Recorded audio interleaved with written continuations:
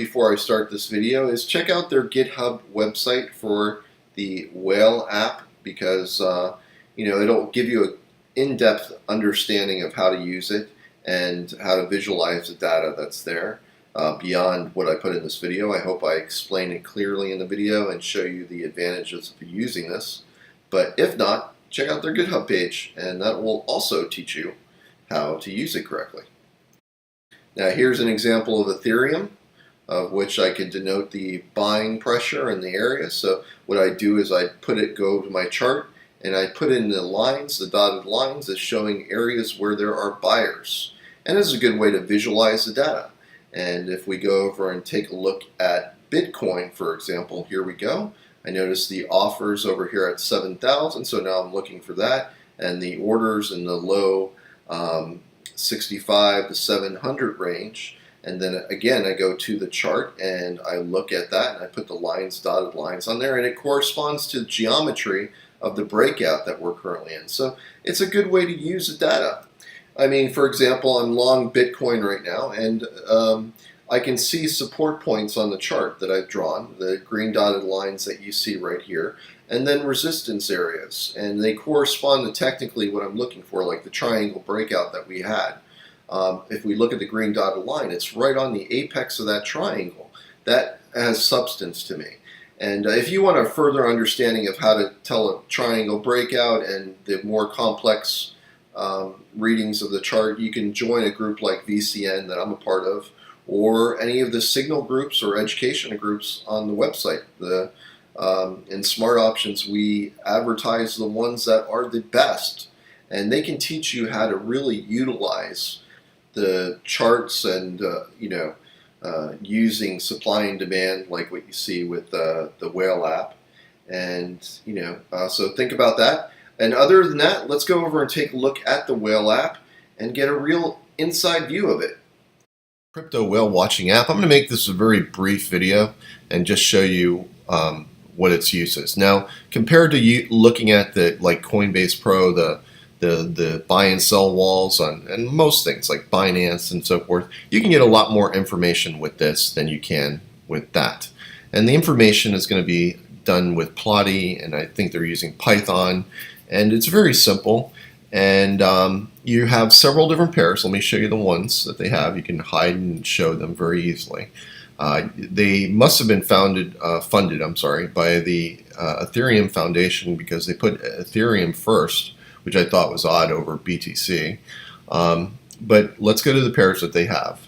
And they have 8 different pairs. They have Ethereum cross the dollar, Ethereum cross Bitcoin, Bitcoin cross the dollar, Litecoin cross the dollar, Litecoin cross Bitcoin, Ethereum cross the euro, Bitcoin cross the euro, and Litecoin cross the euro. So you have 2 fiats. You have US dollar and euro, makes perfect sense. And then you have 3 coins, Ethereum, Bitcoin, and Litecoin.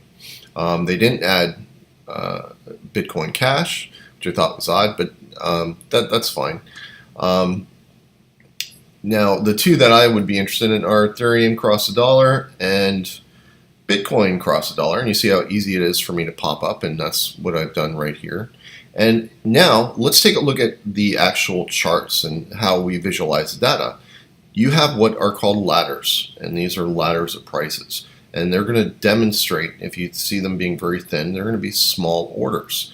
If you see them being thicker, they're going to be larger orders. So for example, this over here is thicker, but it's smaller in range, right? It's not as long as something like this, because there are 42 orders that span of the same size, 5 each. So this could be a whale buying 5 each of 42 different orders. He spread them out from 472.84 all the way down to 452.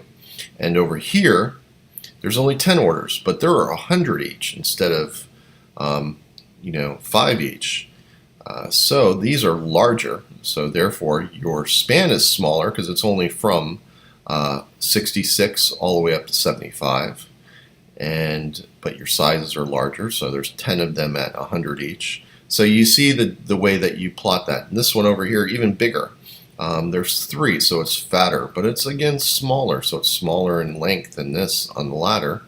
And that's the difference in the way you visualize that. Now, you have the bubbles, and these are individual price points. So at 471 here, there's 500 Ethereum.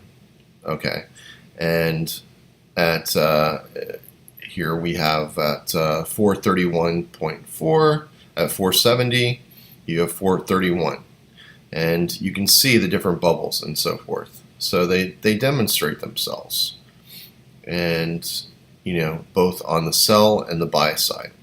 So that's what you want to note as far as that goes. Now, if we go down to Bitcoin, we can see now what's the number one thing that we've seen? We see more buyers and sellers overall, and that's been the case for the past week, and prices have gone higher. So that's a good way to visualize that. Same thing on Bitcoin. Over here, we can see 64 orders of 1 Bitcoin each, and a very thin little line, then bigger, 50 each, 2 orders, and it gives you the range from the top to bottom.